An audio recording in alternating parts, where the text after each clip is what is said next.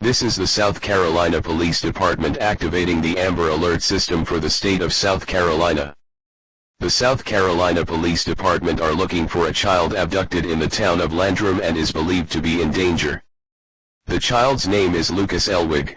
He is a 12-year-old white male, 5 feet 1 inches tall, 110 pounds with brown hair and blue eyes. Last seen wearing a blue and white long-sleeved shirt with blue pants and black Nike shoes.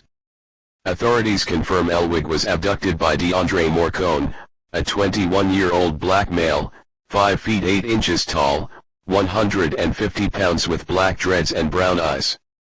Last seen wearing a white tank top, white basketball shorts and black and white shoes, carrying a black backpack. They may be traveling in a red 2023 Honda Civic sedan with South Carolina license plate of 577LZL. If you have any information regarding the abduction, please call 911 immediately.